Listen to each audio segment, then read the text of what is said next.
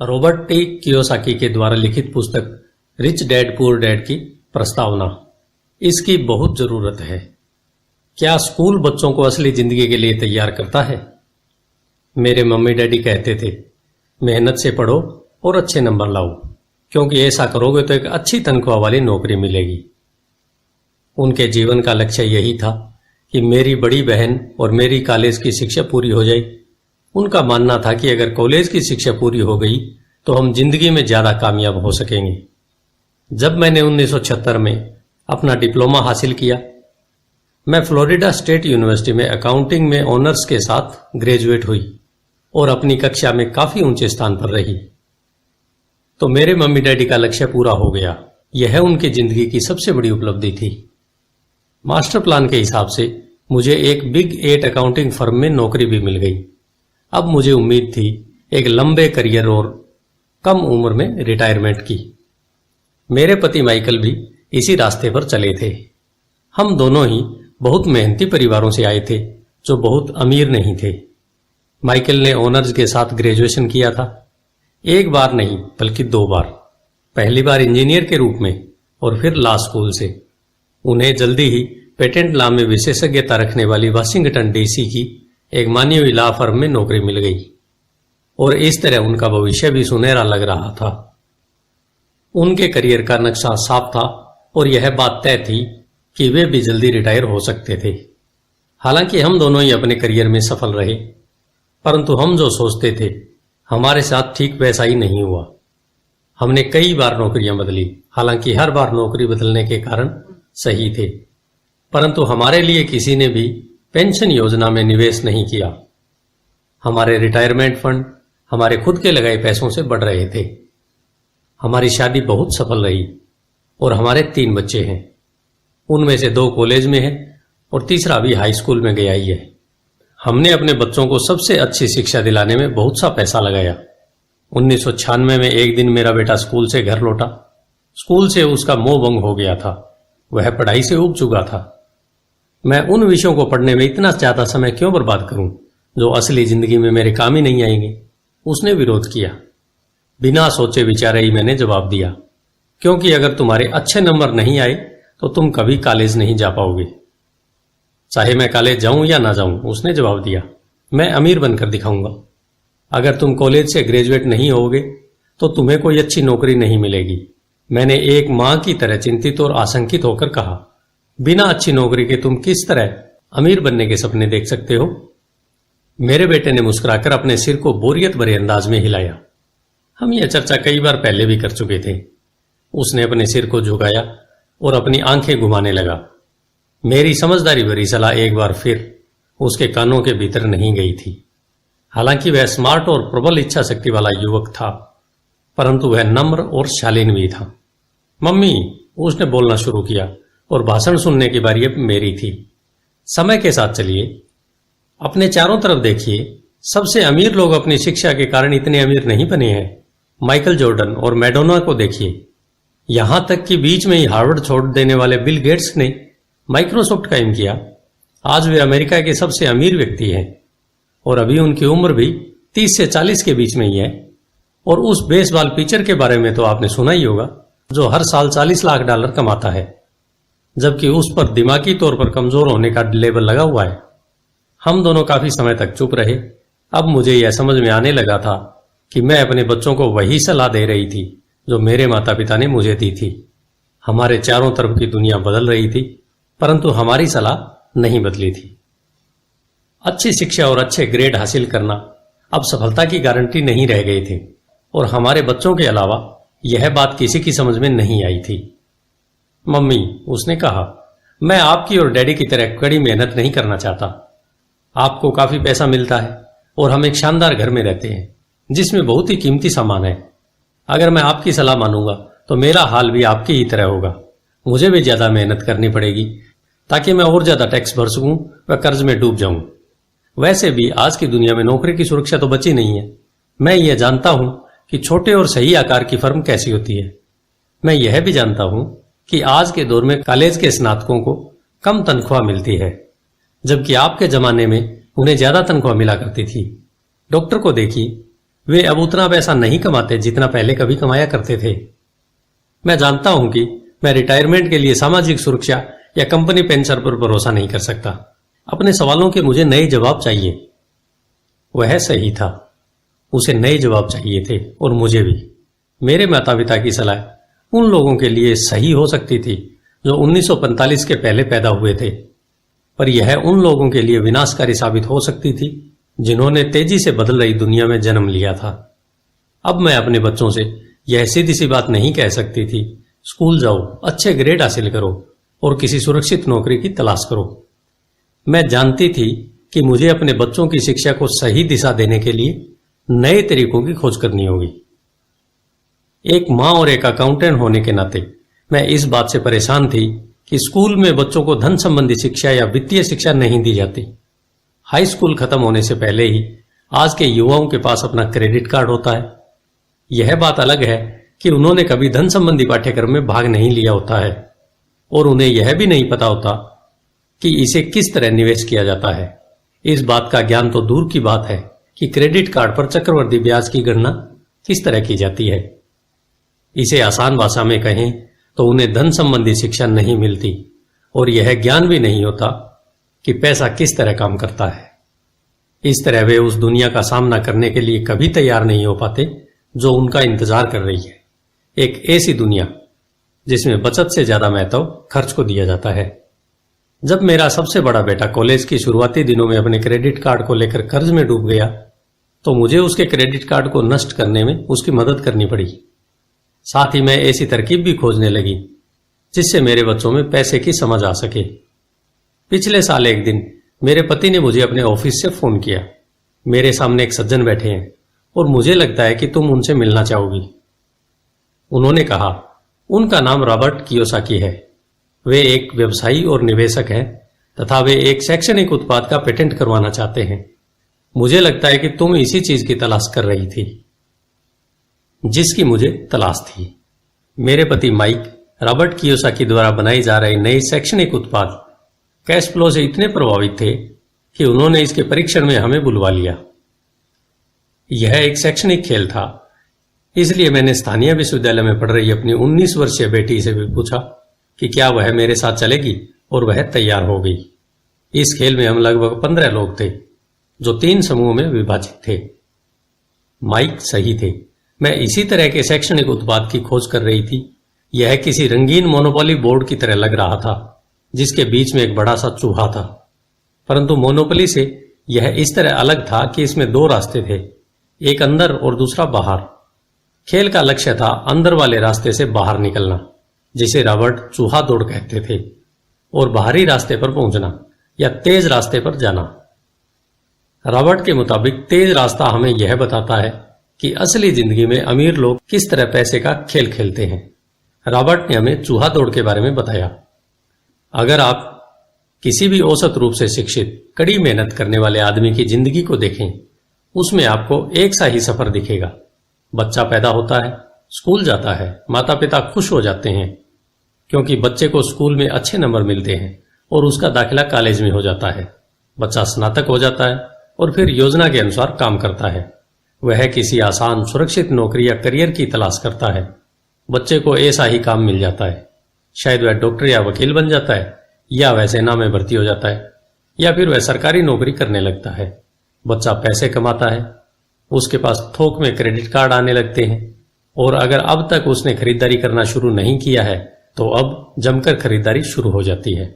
खर्च करने के लिए पैसे पास में होते हैं तो वह उन जगहों पर जाता है जहां उसकी उम्र के ज्यादा नौजवान जाते हैं, लोगों से मिलते हैं, डेटिंग करते हैं और कभी कभार शादी भी कर लेते हैं। अब जिंदगी में मजा आ जाता है क्योंकि आजकल पुरुष और महिलाएं दोनों नौकरी करते हैं। 2 तनख्वाहें बहुत सुखद लगती है। पति पत्नी को लगता है कि उनकी जिंदगी सफल हो गई है। उन्हें अपना भविष्य सुनहरा नजर आता है। अब वे घर, कार, टेलीविजन खरीदने का फैसला करते हैं, छुट्टियां मनाने कहीं चले जाते हैं और फिर उनके बच्चे हो जाते हैं। बच्चों के साथ उनके खर्चे भी बढ़ जाते हैं। खुशहाल पति पत्नी सोचते हैं कि ज्यादा पैसा कमाने के लिए अब उन्हें ज्यादा मेहनत करना चाहिए। उनका करियर अब उनके लिए पहले से ज्यादा मायने रखता है। वे अपने काम में ज्यादा मेहनत करने लगते हैं ताकि उन्हें प्रमोशन मिल जाए या उनकी तनख्वाहें बढ़ जाए। तनख्वाह बढ़ती है, पर उसके साथ ही दूसरा बच्चा भी पैदा हो जाता है। अब उन्हें एक बड़े घर की जरूरत महसूस होती है। वे नौकरी में और भी ज्यादा मेहनत करते हैं, बेहतर कर्मचारी बन जाते हैं और ज्यादा मन लगाकर काम करने लगते हैं। ज्यादा विशेषज्ञता हासिल करने के लिए वे एक बार फिर किसी स्कूल में जाते हैं ताकि वे ज्यादा पैसा कमा सकें। हो सकता है कि वे दूसरा काम भी खोज लें। उनकी आमदनी बढ़ जाती है, परंतु उस आमदनी पर उन्हें इनकम टैक्स भी चुकाना पड़ता है। यही नहीं, उन्होंने जो बड़ा घर खरीदा है उस पर भी टैक्स देना होता है। इसके अलावा उन्हें सामाजिक सुरक्षा का टैक्स तो चुकाना ही है। इसी तरह बहुत से टैक्स चुकाते चुकाते उनकी तनख्वाह चुक जाती है। वे अपनी बढ़ी हुई तनख्वाह लेकर घर आते हैं और हैरान होते हैं कि इतना सारा पैसा आखिर कहां चला जाता है। भविष्य के लिए बचत के हिसाब से वे कुछ म्यूचुअल फंड भी खरीद लेते हैं और अपने क्रेडिट कार्ड से घर का किराना खरीदते हैं। उनके बच्चों की उम्र अब 5 या 6 साल हो जाती है। यह चिंता भी उन्हें सताने लगती है कि बच्चों के कॉलेज की शिक्षा के लिए भी बचत जरूरी है। इसके साथ ही उन्हें अपने रिटायरमेंट के लिए पैसा बचाने की चिंता भी सताने लगती है। 35 साल पहले पैदा हुए यह खुशहाल दंपति अब अपनी नौकरी के बाकी दिन चूहा दौड़ में फंसकर बिताते हैं। वे अपनी कंपनी के मालिकों के लिए काम करते हैं, सरकार को टैक्स चुकाने के लिए काम करते हैं और बैंक में अपनी गिरवी संपत्ति तथा क्रेडिट कार्ड के कर्ज को चुकाने के लिए काम करते हैं। फिर वे अपने बच्चों को यह सलाह देते हैं कि उन्हें मन लगाकर पढ़ना चाहिए, अच्छे नंबर लाना चाहिए और किसी सुरक्षित नौकरी की तलाश करना चाहिए। वे पैसे के बारे में कुछ भी नहीं सीखते और इसलिए वे जिंदगी भर कड़ी मेहनत करते रहते हैं। यह प्रक्रिया पीढ़ी दर पीढ़ी चलती है। इसे चूहा दौड़ कहते हैं। चूहा दौड़ से निकलने का एक ही तरीका है और वह यह है, आप अकाउंट्स और इन्वेस्टमेंट दोनों क्षेत्रों में निपुण हो जाएं। दिक्कत यह है कि इन दोनों ही विषयों को बोरिंग और कठिन माना जाता है। मैं खुद एक सीपीए हूं और मैंने बिग 8 अकाउंटिंग फर्म के लिए काम किया है। मुझे यह देखकर ताजुब हुआ कि रॉबर्ट ने इन दोनों बोरियत और कठिन विषयों को सीखना इतना रोचक, सरल और रोमांचक बना दिया था। सीखने की प्रक्रिया इतनी अच्छी तरह से छुपा ली गई थी कि जब हम चूहा दौड़ से बाहर निकलने के लिए जी जान लगा रहे थे तो हमें यह ध्यान ही नहीं रहा कि हम कुछ सीख रहे थे। शुरू में तो हम एक नए शैक्षणिक खेल का परीक्षण कर रहे थे, परंतु जल्दी ही इस खेल में मुझे और मेरी बेटी को मजा आने लगा। खेल के दौरान हम दोनों ऐसे विषयों पर बात कर रहे थे जिनके बारे में हमने पहले कभी बातें नहीं की थी। एक लेखापाल होने के कारण इनकम स्टेटमेंट और बैलेंस शीट से जुड़ा खेल खेलने में मुझे कोई परेशानी नहीं हुई। मैंने खेल के नियम और इसकी बारीकियां समझाने में अपनी बेटी और दूसरे लोगों की मदद भी की। उस रोज मैं चूहा दौड़ से सबसे पहले बाहर निकली और केवल मैं ही बाहर निकल पाई। बाहर निकलने में मुझे 50 मिनट का समय लगा, हालांकि खेल लगभग 3 घंटे तक चला। मेरी टेबल पर एक बैंकर बैठा था, इसके अलावा एक व्यवसायी था और एक कंप्यूटर प्रोग्रामर भी था। मुझे यह देखकर बहुत हैरानी हुई कि इन लोगों को अकाउंटिंग या इन्वेस्टमेंट के बारे में इतनी कम जानकारी है, जबकि ये विषय उनकी जिंदगी में कितने ज्यादा अहमियत रखते थे। मेरे मन में यह सवाल भी उठ रहा था कि वे असल जिंदगी में अपने पैसे धेले के कारोबार को कैसे संभालते होंगे। मैं यह समझ सकती थी कि मेरी 19 साल की बेटी क्यों नहीं समझ सकती, पर ये लोग तो उससे दुगनी उम्र के थे और उन्हें ये बात समझ में आनी चाहिए थी। चूहा दौड़ से बाहर निकलने के बाद मैं 2 घंटे तक अपनी बेटी और इन शिक्षित अमीर वयस्कों को पासा फेंकते और अपना बाजार फैलाते देखती रही। हालांकि मैं खुश थी कि वे लोग कुछ नया सीख रहे थे, लेकिन मैं इस बात से बहुत परेशान और विचलित थी। वयस्क लोग सामान्य अकाउंटिंग और इन्वेस्टमेंट के मूलभूत बिंदुओं के बारे में कितना कम जानते थे। उन्होंने अपने इनकम स्टेटमेंट और अपनी बैलेंस शीट के आपसी संबंध को समझने में भी बहुत समय लगाया। अपनी संपत्ति खरीदते और बेचते समय उन्हें ध्यान ही नहीं रहा कि हर सौदे में उनकी महीने की आमदनी पर असर पड़ रहा है। मैंने सोचा, असल जिंदगी में ऐसे करोड़ों लोग होंगे जो पैसे के लिए सिर्फ इसलिए परेशान हो रहे हैं क्योंकि उन्होंने ये दोनों विषय कभी नहीं पढ़े। मैंने मन में सोचा, भगवान का शुक्र है कि हमें मजा आ रहा है और हमारा लक्ष्य खेल में जीतना है। जब खेल खत्म हो गया तो रॉबर्ट ने हमें 15 मिनट तक कैश फ्लो पर चर्चा करने और इसकी समीक्षा करने के लिए कहा। मेरी टेबल पर बैठा व्यवसायी खुश नहीं था, उसे खेल पसंद नहीं आया था। मुझे यह सब जानने की कोई जरूरत नहीं है, उसने जोर से कहा। मेरे पास इन सब के लिए अकाउंटेंट, बैंकर और वकील है जिन्हें यह सब मालूम है। रॉबर्ट का जवाब था, क्या आपने गौर किया है कि ऐसे बहुत से अकाउंटेंट हैं जो अमीर नहीं है, और यही हाल बैंकर, वकील, स्टॉक ब्रोकर और रियल एस्टेट ब्रोकर का भी है। वे बहुत कुछ जानते हैं और प्राय वे लोग स्मार्ट होते हैं, परंतु उनमें से ज्यादातर अमीर नहीं होते। क्योंकि हमारे स्कूल में वह सब नहीं सिखाते जो अमीर लोग जानते हैं, इसलिए हम इन लोगों को सलाह देते हैं। परंतु एक दिन जब आप किसी हाईवे पर कार से जाते हैं, आप ट्रैफिक जाम में फंस जाते हैं, आप बाहर निकलने के लिए छटपटाते हैं। जब आप अपनी दाईं तरफ देखते हैं तो वहां आप देखते हैं कि आपका अकाउंटेंट भी उसी ट्रैफिक जाम में फंसा हुआ है। फिर आप बाईं तरफ देखते हैं और आपको वहां आपका बैंकर भी उसी हाल में नजर आता है। इससे आपको हालात का अंदाजा हो जाएगा।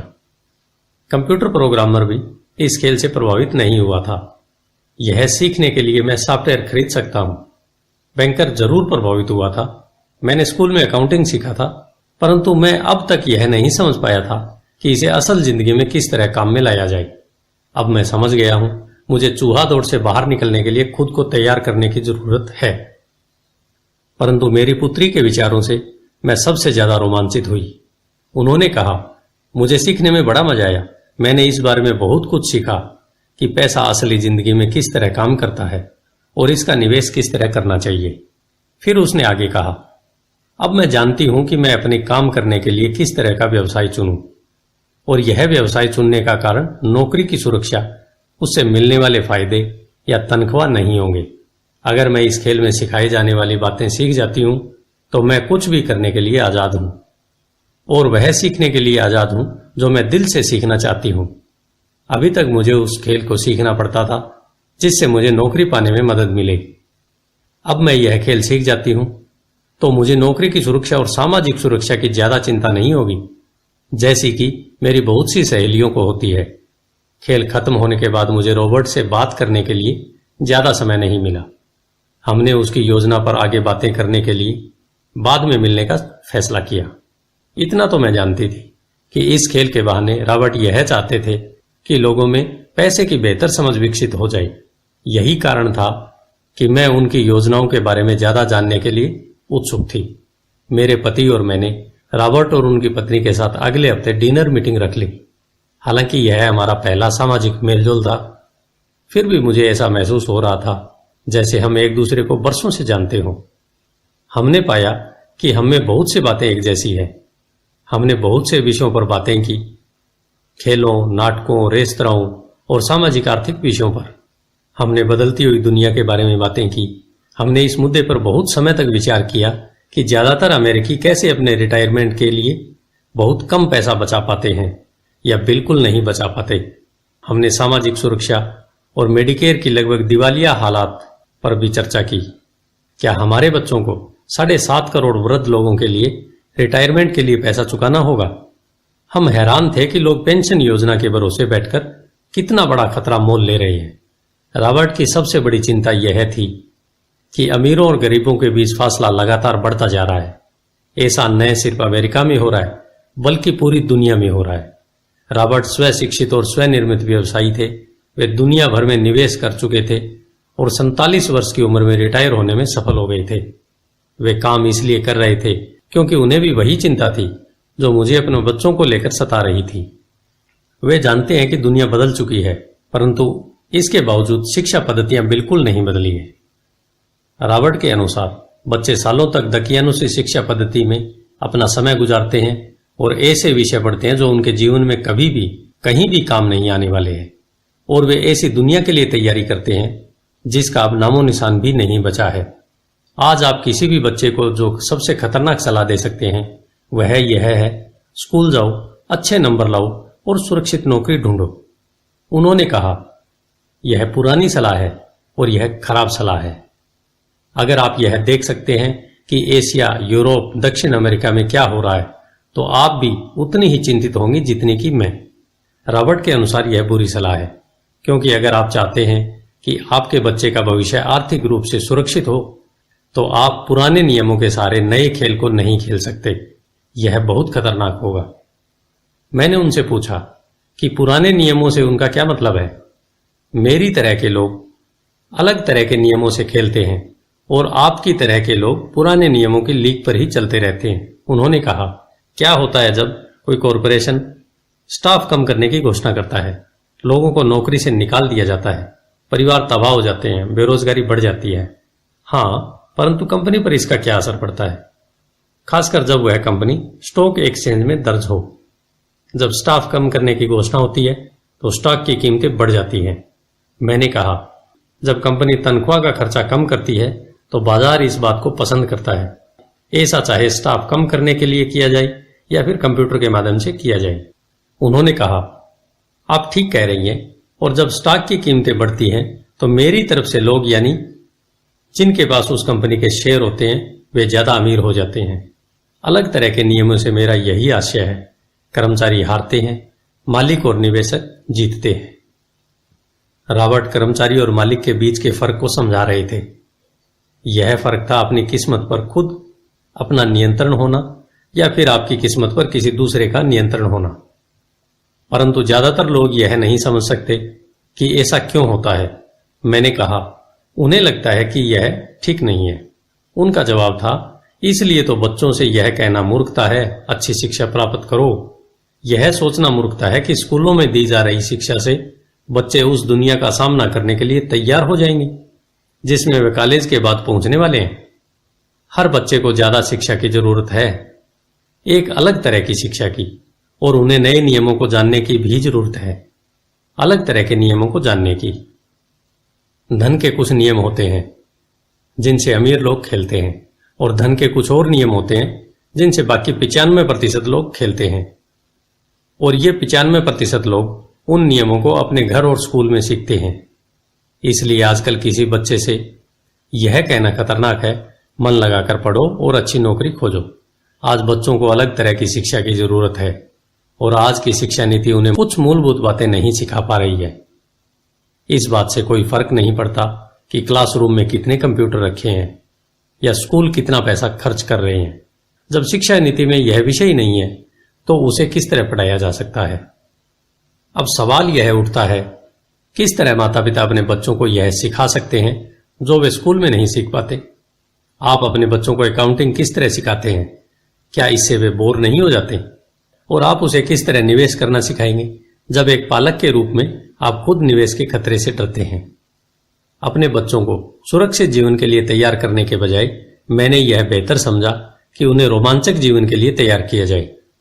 तो आप किस तरह किसी बच्चे को धन और उन सब चीजों के बारे में सिखा सकते हैं जिन पर हमने अभी विचार किया है। मैंने रॉबर्ट से पूछा, हम किस तरह इसे माता पिता के लिए आसान बना सकते हैं, खासकर तब जब उन्हें खुद ही इसकी समझ न हो।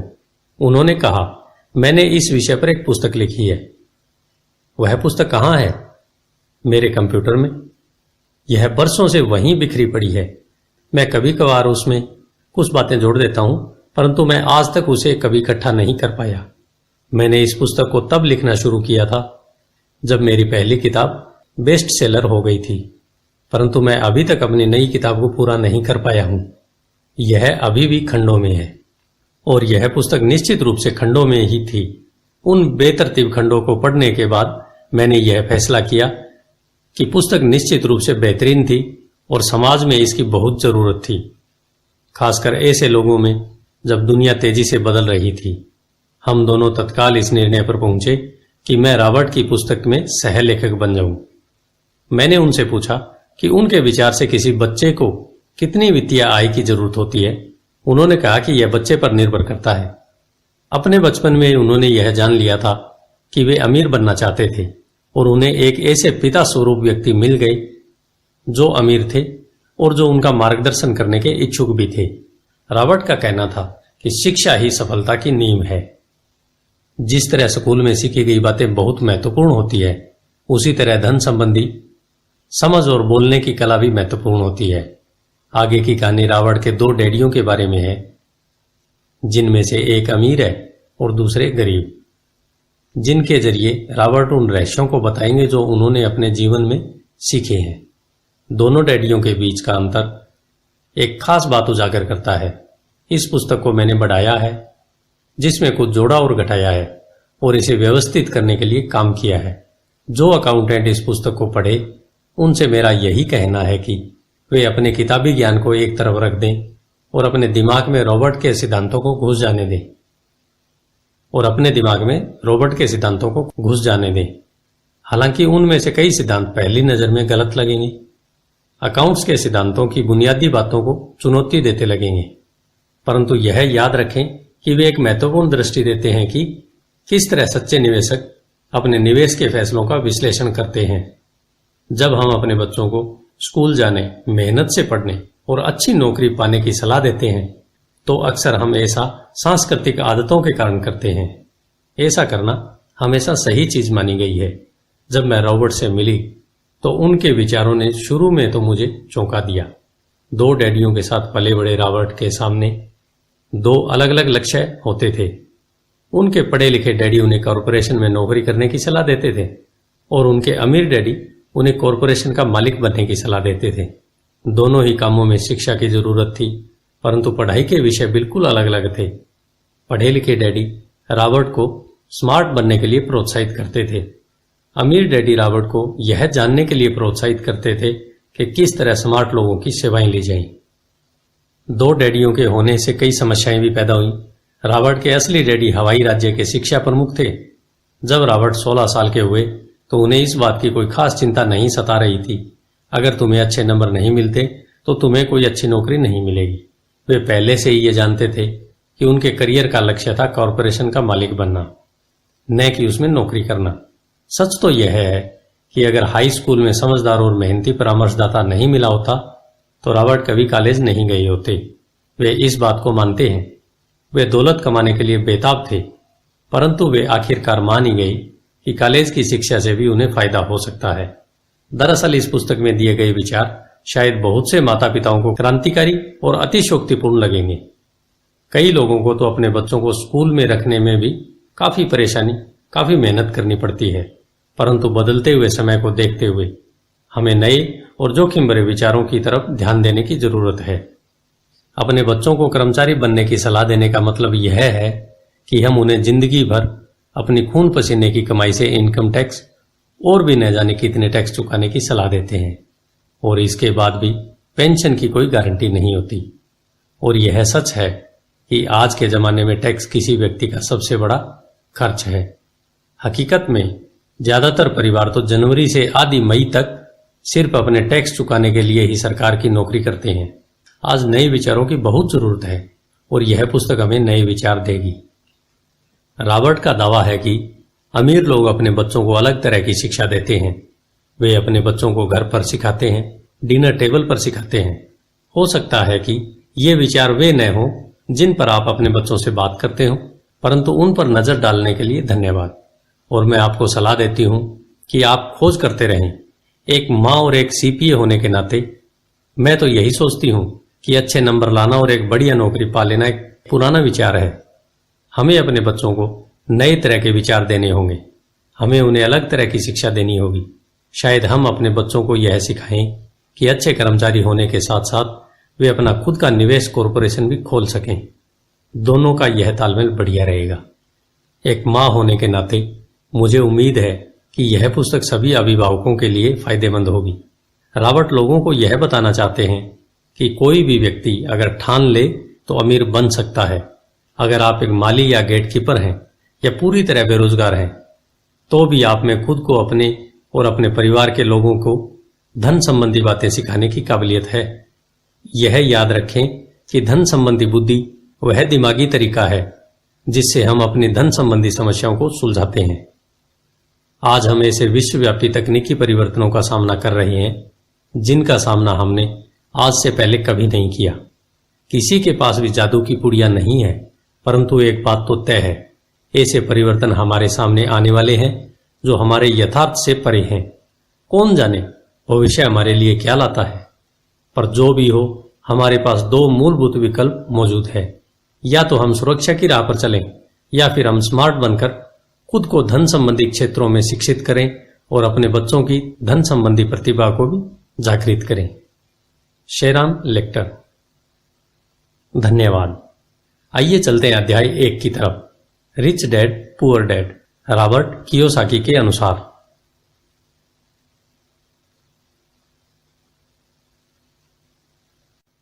अध्याय 1, rich dad poor dad, Robert Kiyosaki के अनुसार। मेरे दो डैडी थे, एक अमीर और दूसरे गरीब। एक बहुत पढ़े लिखे और समझदार थे, वे पीएचडी और उन्होंने अपने 4 साल के अंडर ग्रेजुएट कार्य को 2 साल से भी कम समय में कर लिया था। इसके बाद वे आगे पढ़ने के लिए Stanford university, university of Chicago तथा नॉर्थ वेस्टर्न यूनिवर्सिटी गए और यह सब उन्होंने पूरी तरह से स्कॉलरशिप के सहारे ही किया। मेरे दूसरे डैडी 8वीं से आगे नहीं पढ़े थे। दोनों ही अपने करियर में सफल थे। दोनों ने जिंदगी भर कड़ी मेहनत की थी। दोनों ने ही काफी पैसा बनाया था, परंतु उनमें से एक तो पूरी जिंदगी के लिए परेशान होते रहे और दूसरे हवाई के सबसे अमीर व्यक्तियों में से एक बन गए। एक डैडी के मरने पर उनके परिवार, चर्च और जरूरतमंदों को करोड़ों डॉलर की दौलत मिली और दूसरे अपने पीछे कर्ज छोड़कर मर गए। मेरे दोनों डैडी इरादे के पक्के, चमत्कारी और प्रभावशाली थे। दोनों ने मुझे सलाह दी, परंतु उनकी सलाहें एक सी नहीं थी। दोनों ही शिक्षा पर बहुत जोर देते थे, परंतु उनके द्वारा सुझाए गए पढ़ाई के विषय अलग अलग थे। अगर मेरे पास केवल एक ही डैडी होते तो मैं या तो उनकी सलाह मान लेता या फिर उसे ठुकरा देता। चूंकि सलाह देने वाले दो थे, इसलिए मेरे पास दो विरोधाभासी विचार होते थे। किसी भी एक विचार को सीधे सीधे मान लेने या न मानने के बजाय मैं उनकी सलाहों पर काफी सोच विचार करता, उनकी तुलना करता था और फिर खुद के लिए फैसला किया करता था। समस्या यह थी कि अमीर डैडी अभी अमीर नहीं थे और गरीब डैडी अभी गरीब नहीं थे। दोनों ही अपने करियर शुरू कर रहे थे और दोनों ही दौलत तथा परिवार के लिए मेहनत कर रहे थे, परंतु पैसे के बारे में दोनों के विचार और नजरिए एकदम अलग थे। उदाहरण के तौर पर एक डैडी कहते थे, पैसे का मोह ही सभी बुराइयों की जड़ है, जबकि दूसरे डैडी कहा करते थे, पैसे की कमी ही सभी बुराइयों की जड़ है। जब मैं छोटा था तो मुझे दोनों डैडियों की अलग अलग सलाहों से दिक्कत होती थी। एक अच्छा बच्चा होने के नाते मैं दोनों की बातें सुनना चाहता था। परेशानी यह थी कि दोनों एक सी बातें नहीं करते थे। उनके विचारों में जमीन आसमान का फर्क था, खासकर पैसे के मामले में। मैं काफी लंबे समय तक यह सोचा करता कि उनमें से किसने क्या कहा, क्यों कहा और उसका परिणाम क्या होगा। मेरा बहुत सा समय सोच विचार में ही गुजर जाता था। मैं खुद से बार बार इस तरह के सवाल पूछा करता, उन्होंने ऐसा क्यों कहा, और फिर दूसरे डैडी के द्वारा कही हुई बातों के बारे में भी इसी तरह के सवाल पूछता। काश मैं यह बोल सकता, हाँ वे बिल्कुल सही हैं, मैं उनकी बातों से पूरी तरह सहमत हूं, या यह कहकर मैं सीधे उनकी बात ठुकरा सकता था। बुढ़े को यह भी नहीं पता कि वह क्या कह रहा है। क्योंकि दोनों ही मुझे प्यार करते थे, इसलिए मुझे खुद के लिए सोचने पर मजबूर होना पड़ा। इस तरह सोचना मेरी आदत बन गई, जो आगे चलकर मेरे लिए बहुत फायदेमंद साबित हुई। अगर मैं एक तरह से ही सोच पाता तो यह मेरे लिए इतना फायदेमंद नहीं होता। धन दौलत का विषय स्कूल में नहीं बल्कि घर पर पढ़ाया जाता है। शायद इसीलिए अमीर लोग और ज्यादा अमीर होते जाते हैं, जबकि गरीब और ज्यादा गरीब होते जाते हैं और मध्यम वर्ग कर्ज में डूबा रहता है। हम में से ज्यादातर लोग पैसे के बारे में अपने माता पिता से सीखते हैं। कोई गरीब माता पिता अपने बच्चों को पैसे के बारे में क्या सिखा सकता है?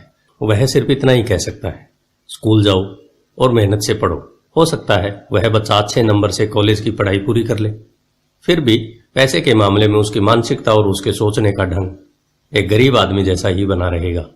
यह सब उसने तब सीखा था जब वह छोटा बच्चा था। धन का विषय स्कूलों में नहीं पढ़ाया जाता। स्कूलों में शैक्षणिक और व्यावसायिक निपुणताओं पर जोर दिया जाता है, न कि धन संबंधी निपुणता पर। इससे यह साफ हो जाता है कि जिन स्मार्ट बैंकर्स, डॉक्टर्स और अकाउंटेंट्स के स्कूल में अच्छे नंबर आते हैं, वे जिंदगी भर पैसे के लिए संघर्ष क्यों करते हैं। हमारे देश पर जो भारी कर्ज लदा हुआ है, वह काफी हद तक उन उच्च शिक्षित राजनेताओं और सरकारी अधिकारियों के कारण है जो आर्थिक नीतियां बनाते हैं। और मजे की बात यह है कि वे धन के बारे में बहुत कम जानते हैं। मैं अक्सर नई सदी में आने वाली समस्याओं के बारे में सोचता हूं। तब क्या होगा जब हमारे पास ऐसे करोड़ों लोग होंगे जिन्हें आर्थिक और चिकित्सकीय मदद की जरूरत होगी। धन संबंधी मदद के लिए या तो वे अपने परिवारों पर या फिर सरकार पर निर्भर होंगे। क्या होगा जब मेडिकेयर और सोशल सिक्योरिटी के पास पैसा खत्म हो जाएगा? किस तरह कोई देश तरक्की कर पाएगा अगर पैसे के बारे में पढ़ाई की जिम्मेदारी माता पिता के ऊपर छोड़ दी जाएगी, जिनमें से ज्यादातर गरीब हैं या गरीब होंगे। चूंकि मेरे पास दो प्रभावशाली डैडी थे, इसलिए मैंने दोनों से ही सीखा। मुझे दोनों की सलाह पर सोचना पड़ता था। इस तरह से सोचते सोचते मैंने यह भी जान लिया कि किसी व्यक्ति के विचार उसकी जिंदगी पर कितना जबरदस्त असर डाल सकते हैं। उदाहरण के तौर पर एक डैडी को यह कहने की आदत थी, मैं इसे नहीं खरीद सकता। दूसरे डैडी इन शब्दों के इस्तेमाल से चिढ़ते थे। वे जोर देकर कहा करते थे कि मुझे इसके बजाय यह कहना चाहिए, मैं इसे कैसे खरीद सकता हूं। पहला वाक्य नकारात्मक है और दूसरा प्रश्नवाचक। एक में बात खत्म हो जाती है और दूसरे में आप सोचने के लिए मजबूर हो जाते हैं। मेरे जल्दी अमीर बनने वाले डैडी ने मुझे समझाया कि जब हम कहते हैं मैं इसे नहीं खरीद सकता तो हमारा दिमाग काम करना बंद कर देता है। इसके बजाय जब हम यह सवाल पूछते हैं मैं इसे कैसे खरीद सकता हूं तो हमारा दिमाग काम करने लगता है। उनका यह मतलब नहीं था कि आपका जिस चीज पर दिल आ जाए उसे खरीद ही लें। वे लगभग दीवानगी की हद तक अपने दिमाग को कसरत करवाना चाहते थे और उनके ख्याल से दिमाग दुनिया का सबसे ताकतवर कंप्यूटर है। मेरा दिमाग हर रोज तेज होता जाता है क्योंकि मैं इसकी कसरत करता रहता हूं। यह इतना तेज होता जाता है, मैं इसकी मदद से उतना ही ज्यादा पैसा कमा सकता हूं।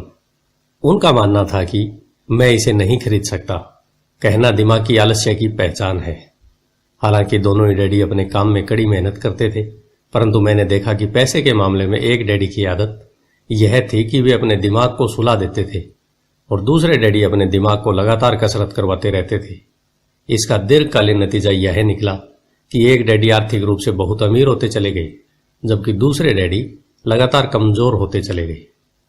इसे इस तरह से समझे कि एक व्यक्ति हर रोज कसरत करने के लिए जिम जाता है, जबकि दूसरा व्यक्ति अपने सोफे पर बैठकर टीवी देखता रहता है। शरीर की सही कसरत से आप ज्यादा तंदुरुस्त हो सकते हैं और दिमाग की सही कसरत से आप ज्यादा अमीर हो सकते हैं। आलस्य से स्वास्थ्य और धन दोनों का ही नुकसान होता है।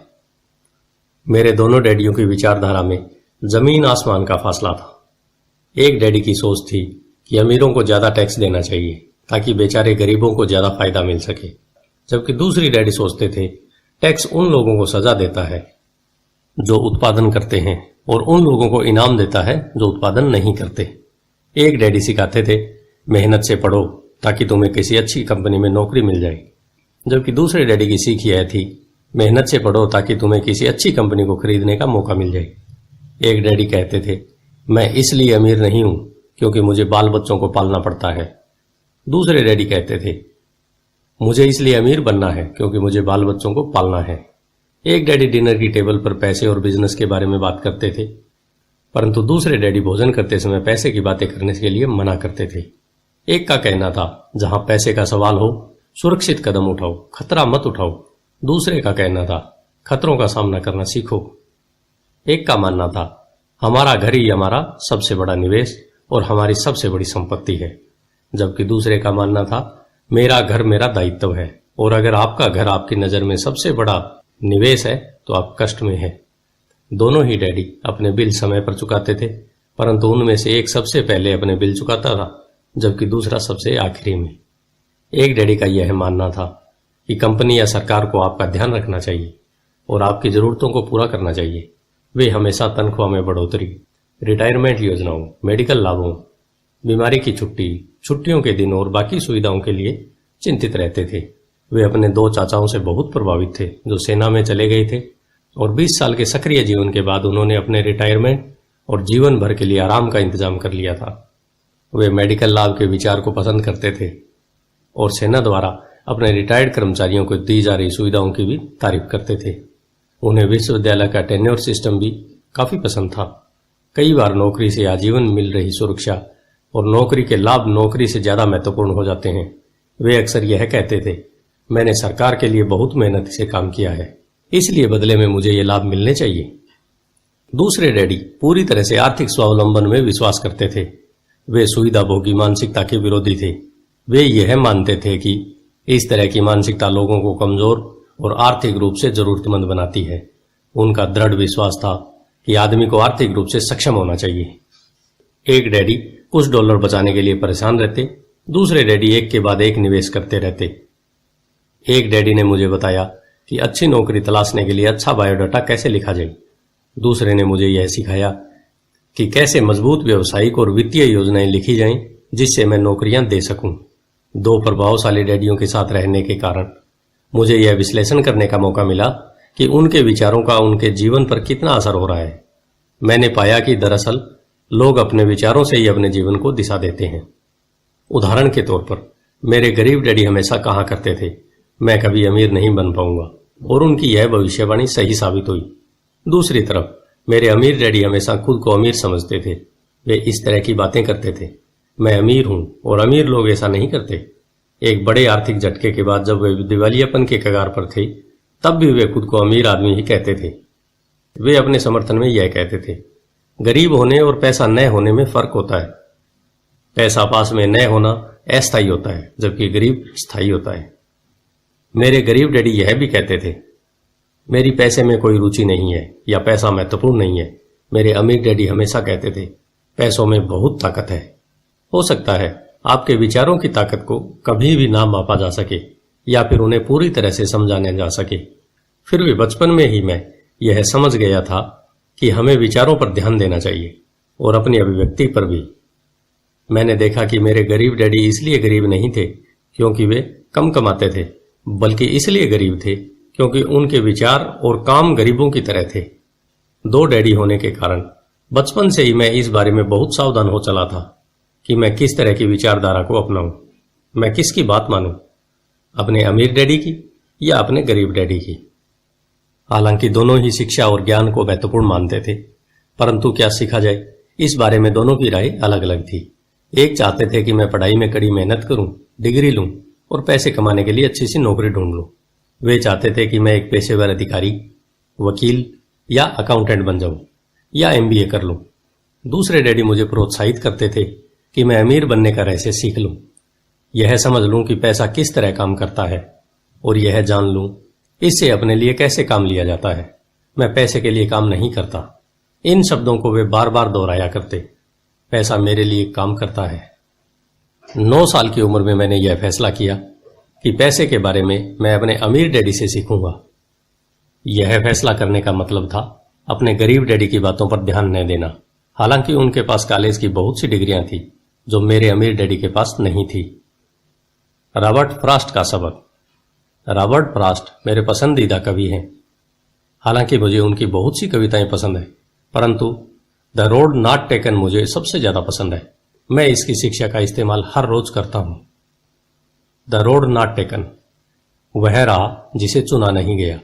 पीले जंगल की 2 राह बनती थी और अफसोस कि मुझे एक को चुनना था, और मैं देर तक खड़ा रहा, दूर तक, यह देखते हुए कि यह राह कहां तक जाती है, झुरमुटों में मुड़ने से पहले। फिर मैंने दूसरी राह चुनी, उतनी ही सुंदर और शायद बेहतर भी, क्योंकि यहां घास ज्यादा थी और कम लोग गुजरे थे।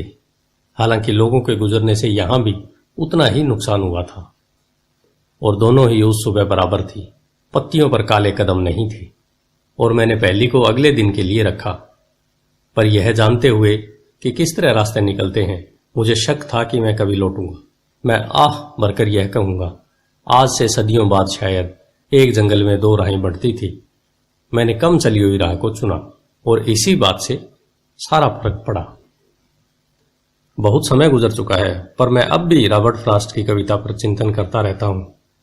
पैसे के बारे में अपने पढ़े लिखे डैडी की सलाह और नजरिए को न सुनने का मेरा फैसला दुखद था, परंतु यह एक ऐसा फैसला था जिसने मेरी जिंदगी की दिशा तय कर दी। एक बार मैंने यह फैसला कर लिया कि मुझे किसकी बात सुननी है, तो उसके बाद मेरी धन संबंधी शिक्षा शुरू हो गई। मेरे अमीर डैडी ने मुझे 30 साल से भी ज्यादा समय तक सिखाया, तब तक जब तक कि मेरी उम्र 39 साल नहीं हो गई, और इसके बाद उन्होंने सिखाना बंद कर दिया। उन्होंने यह देख लिया था कि मैं वह सब समझ चुका हूं जो वे मेरी मोटी बुद्धि में भरने की कोशिश कर रहे थे। पैसा एक तरह की ताकत है, परंतु इससे भी बड़ी ताकत है वित्तीय शिक्षा। पैसा तो आता और जाता रहता है, परंतु अगर आप यह जानते हैं कि पैसा किस तरह से काम करता है, तो आप ज्यादा ताकतवर हो जाते हैं और आप दौलत कमाना चालू कर सकते हैं। केवल सकारात्मक चिंतन से ही समस्या हल नहीं हो सकती, क्योंकि ज्यादातर लोग स्कूल में पढ़ते हैं और वहां वे कभी यह नहीं सीख पाते कि इस पैसा किस तरह से काम करता है। इसलिए वे पैसे के लिए काम करने में अपनी सारी जिंदगी बर्बाद कर देते हैं। मेरी शिक्षा जब शुरू हुई थी तब मैं केवल 9 साल का था, और इसी कारण मेरे अमीर डैडी ने मुझे जो पढ़ाया वे बहुत आसान थे और सारी बातों को छोड़कर विचार किया जाए तो उन्होंने मुझे 30 साल तक कुल 6 महत्वपूर्ण पाठ पढ़ाए। यह पुस्तक उन्हीं 6 पाठों के बारे में है और इसे भी उतना ही आसान बनाने की कोशिश की गई है जितना कि मेरे अमीर डैडी ने मुझे मेरे लिए आसान बनाया था। यह पाठ आपके लिए जवाब की तरह नहीं लिखे गए हैं बल्कि मार्गदर्शक की तरह लिखे गए हैं, ऐसे मार्गदर्शक जो ज्यादा अमीर बनने में आपकी और आपके बच्चों की मदद करेंगे, चाहे बदलती हुई इस अनिश्चित दुनिया में कुछ भी होता रहे। धन्यवाद। आइए चलते हैं अध्याय 2 की तरफ, जो है अमीर लोग पैसे के लिए काम नहीं करते। आपका दिन शुभ हो।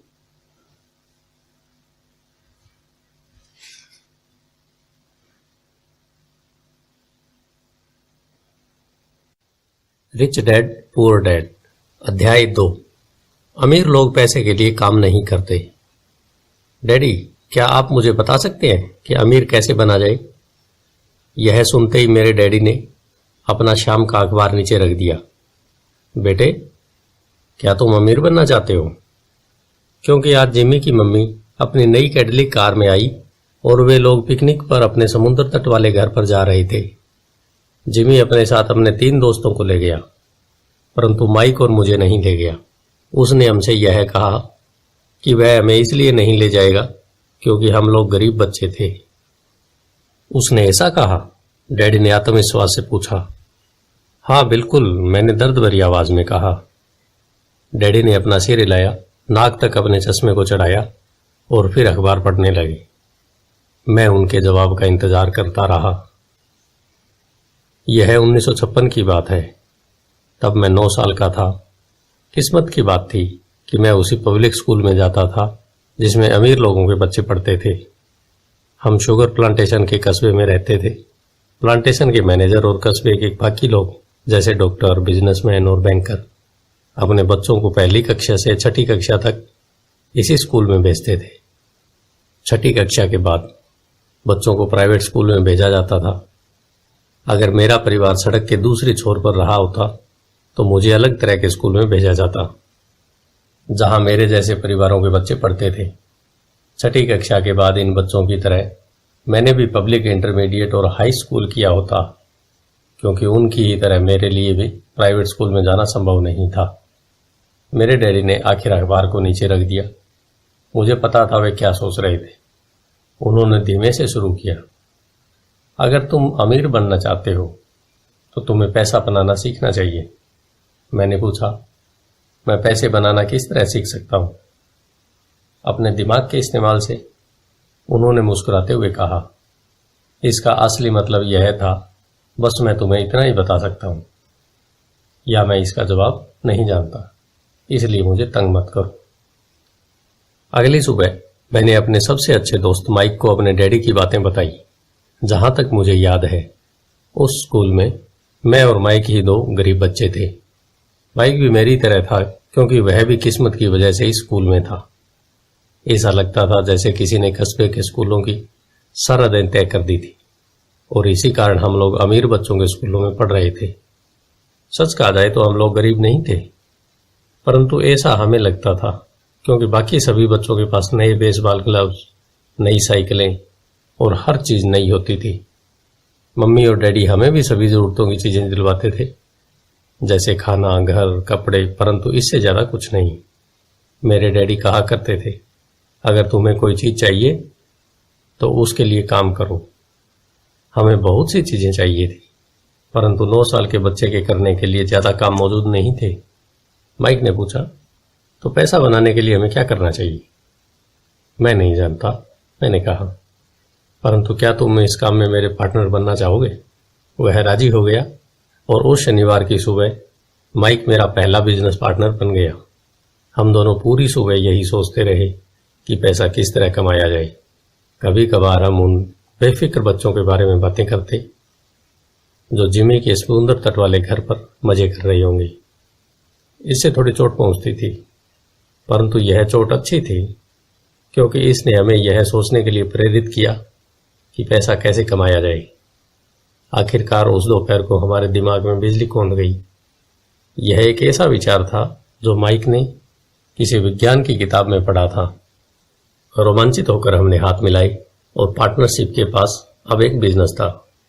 अगले कुछ हफ्तों तक मैं और माइक दौड़ भाग करते रहे। हर दरवाजे पर दस्तक देते थे और पड़ोसियों से कहते थे कि वे अपने इस्तेमाल किए हुए टूथपेस्ट ट्यूब हमारे लिए रख लें। हैरत से हमें देखते हुए ज्यादातर लोगों ने मुस्कुराकर हमारी बात मान ली।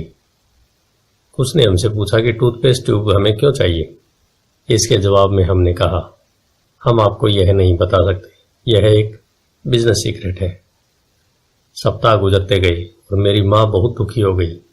अपने कच्चे माल को इकट्ठा करने के लिए हमने जो जगह चुनी थी वह उनकी वॉशिंग मशीन के ठीक पास थी, एक भूरे कार्डबोर्ड के बक्से में जिसमें कभी केचप की बोतलें रखी रहती थी। हमारे इस्तेमाल किए हुए टूथपेस्ट के ट्यूब्स की संख्या बढ़ने लगी। आखिर एक दिन माँ के सब्र का बांध टूट गया। पड़ोसियों के मुड़े तिड़े और इस्तेमाल किए हुए टूथपेस्ट ट्यूब्स को देखते देखते वे उब गई थी। उन्होंने पूछा, तुम लोग कर क्या रहे हो?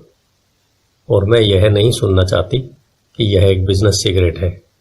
इस कचरे को साफ कर दो या मैं इसे बाहर उठाकर फेंक दूंगी। माइक और मैंने उनके हाथ पैर जोड़े, उन्हें यह बताया कि जल्दी हमारा कच्चा माल पर्याप्त जमा हो जाएगा और फिर हम उत्पादन शुरू कर देंगे। हमने उन्हें बताया कि हम कुछ पड़ोसियों का इंतजार कर रहे थे ताकि वे अपने टूथपेस्ट के ट्यूब्स खत्म कर लें। माँ ने हमें 1 हफ्ते की मोहलत दे दी। उत्पादन शुरू होने की तारीख नजदीक आ गई थी। दबाव बढ़ गया था। हमारे वेयर हाउस के मालिक यानी मेरी माँ ने हमारी पहली पार्टनरशिप कंपनी को जगह खाली करने का नोटिस थमा दिया था। अब माइक का काम यह था कि वह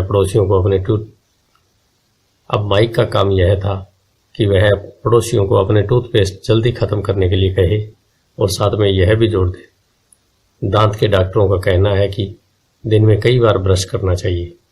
मैं उत्पादन की प्रक्रिया को ठीक ठाक करने में जुट गया।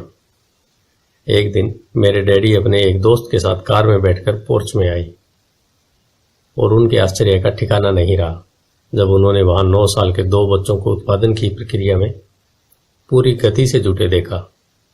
हर तरफ बारीक सफेद पाउडर बिखरा हुआ था।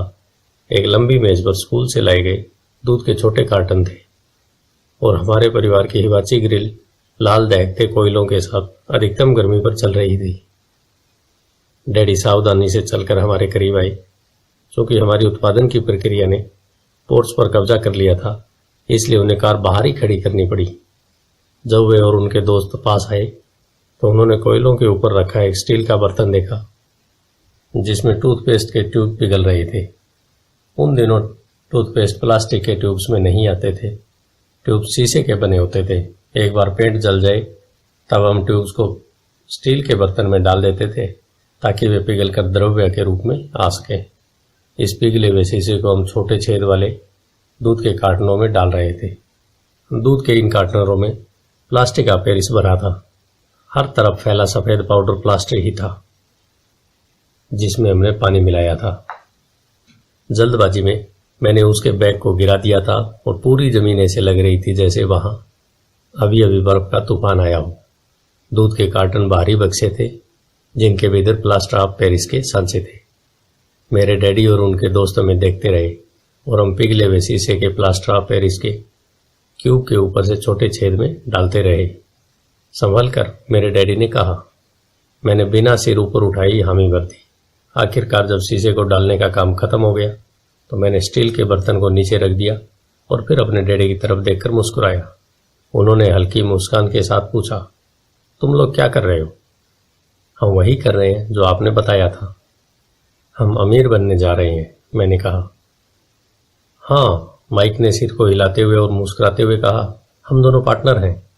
डैडी ने पूछा, और इन प्लास्टर के सांचों में क्या है? देखिए, मैंने कहा, इनमें एक बहुत अच्छी चीज है। छोटे हथौड़े से मैंने सील को ठोका जिससे बाहरी खोल टूट गया। सावधानी से मैंने ऊपर के आधे प्लास्टर को हटाया और जस्ते का एक सिक्का बाहर गिर गया। हे भगवान, मेरे डैडी ने कहा। तो तुम लोग जस्ते के सिक्के डाल रहे थे? बिल्कुल सही, माइक ने कहा। हम वही कर रहे थे जैसा आपने हमसे कहा था। हम पैसा बना रहे थे। मेरे डैडी के दोस्त जोर से हंसने लगे। मेरे डैडी भी मुस्कुराए और उन्होंने अपना सिर हिलाया। उनके सामने आग और टूथपेस्ट की ट्यूब्स के बक्से के साथ सफेद धूल में लिपटे हुए दो बच्चे खड़े थे, जो इस कान से उस कान तक मुस्कुरा रहे थे। उन्होंने हमसे कहा कि हम सब कुछ छोड़कर उनके साथ चले और घर के सामने वाली सीढ़ी पर बैठे। मुस्कुराते हुए उन्होंने हमें जालसाजी शब्द का मतलब समझाया। हमारे सपने धराशायी हो गए थे। तो आपका मतलब है कि यह गैरकानूनी है? माइक ने कांपती आवाज में पूछा। छोड़ो भी, डैडी के दोस्त ने कहा। हो सकता है कि बच्चे अपनी जन्मजात प्रतिभा को विकसित कर रहे हो। मेरे डैडी हमें घूरते रहे। हाँ, यह गैरकानूनी है, डैडी ने नरमी से कहा, परंतु तुम लोगों ने यह साबित कर दिया कि तुम में बहुत ज्यादा रचनात्मकता और मौलिक विचार हैं। इसी तरह आगे बढ़ते रहो, मुझे तुम पर गर्व है। निराश होकर माइक और मैं तकरीबन 20 मिनट तक चुपचाप अपना सिर पकड़कर बैठे रहे। इसके बाद हमने सारा अटाला साफ करना शुरू कर दिया। पहले ही दिन हमारा बिजनेस चौपट हो गया था। पाउडर साफ करते हुए मैंने माइक की तरफ देखा और कहा, मुझे लगता है जिमी और उसके दोस्त ठीक हैं, हम सचमुच गरीब हैं। जब मैंने यह कहा तब डैडी बस जाने ही वाले थे। बच्चों, उन्होंने कहा, तुम गरीब तभी कहलाओगे जब तुम लोग हार मान लोगे। सबसे महत्वपूर्ण चीज यह है कि तुमने कुछ किया। ज्यादातर लोग केवल अमीर बनने के बारे में बातें करते रहते हैं और उसके सपने देखते रहते हैं। तुमने कुछ किया है। मुझे तुम दोनों पर गर्व है। मैं एक बार फिर से यही कहूंगा, आगे बढ़े चलो, हार मत मानो। माइक और मैं खामोश खड़े रहे। यह सब सुनने में अच्छे थे, परंतु हमें यह पता नहीं था कि हमें क्या करना चाहिए। तो ऐसा क्यों है डैडी कि आप अमीर नहीं हैं? मैंने पूछा। क्योंकि मैंने एक स्कूल टीचर बनने का फैसला लिया था। स्कूल के टीचर अमीर बनने के बारे में नहीं सोचते, हम सिर्फ पढ़ाना पसंद करते हैं। काश कि मैं तुम लोगों की मदद कर सकता, परंतु हकीकत में मैं यह नहीं जानता कि दौलत कैसे कमाई जाती है। माइक और मैं पलटे और अपने सफाई अभियान में जुट गए। डैडी ने कहा, अगर तुम लोग यह सीखना ही चाहते हो कि अमीर कैसे बना जाता है तो मुझसे मत पूछो। माइक, तुम अपने डैडी से ही यह सवाल पूछो। मेरे डैडी? माइक ने हैरानी से कहा। हाँ, तुम्हारे डैडी। मेरे डैडी ने मुस्कुराकर दोहराया। तुम्हारे डैडी और मेरा बैंकर एक ही है और वह तुम्हारे डैडी की बहुत तारीफ करता है। उसने मुझे कई बार यह बताया है कि पैसा बनाने में तुम्हारे डैडी का कोई जवाब नहीं है। मेरे डैडी? माइक ने एक बार फिर हैरानी से पूछा। फिर ऐसा क्यों है कि स्कूल के अमीर बच्चों की तरह हमारे पास शानदार कार और आलीशान बंगला नहीं है? शानदार कार और आलीशान बंगले के होने का यह मतलब नहीं कि आप निश्चित रूप से अमीर हैं या आप पैसा बनाने की कला जानते हैं। डैडी ने जवाब दिया, जिमी के डैडी शुगर प्लांटेशन में काम करते हैं। उनमें और मुझ में ज्यादा फर्क नहीं है। वे एक कंपनी के लिए काम करते हैं और मैं सरकार के लिए। कंपनी उन्हें कार खरीद कर दे देती है। इस समय शक्कर की कंपनी आर्थिक संकट में फंसी हुई है और जिमी के डैडी के पास जल्द ही कुछ नहीं बचेगा। तुम्हारे डैडी अलग है माइक। ऐसा लगता है कि वे एक साम्राज्य बनाने जा रहे हैं और मेरा अंदाजा है कुछ ही सालों में बहुत अमीर बन जाएंगे। यह सुनकर माइक और मैं एक बार फिर रोमांचित हो गए। नए उत्साह से हमने अपने डूबे हुए व्यवसाय के कचरे को साफ करना शुरू कर दिया। जब हम सफाई कर रहे थे तो हमने यह भी योजना बना ली कि कब और कैसे माइक के डैडी से बात की जाए। समस्या यह थी कि माइक के डैडी बहुत ज्यादा काम करते थे और देर रात तक घर नहीं लौटते थे। माइक के डैडी के पास कई warehouse, construction company, stores की श्रृंखला और 3 रेस्तरां थे। रेस्तराओं के कारण ही उन्हें घर लौटने में देरी हो जाती थी। सफाई खत्म करने के बाद माइक बस पकड़कर अपने घर चला गया। वह अपने डैडी से बात करने वाला था, चाहे वे कितनी देर से घर लौटें, और उनसे पूछने वाला था कि क्या वे हमें अमीर बनने की तरकीब सिखाने के लिए तैयार हैं। माइक ने मुझसे वादा किया कि जैसे ही वह अपने डैडी से बात कर लेगा वह मुझे फोन करेगा, चाहे कितनी देर क्यों न हो जाए। फोन रात को 8:30 बजे आया। ओके, अगले शनिवार, मैंने कहा और फोन रख दिया। माइक के डैडी माइक और मुझसे मिलने के लिए तैयार हो गए थे। शनिवार की सुबह 7:30 बजे मैंने शहर के दूसरे हिस्से में जाने के लिए बस पकड़ी। माइकल और मैं सुबह 8 बजे उसके डैडी से मिले। वे पहले से ही व्यस्त थे और उनके पास 1 घंटे से भी ज्यादा का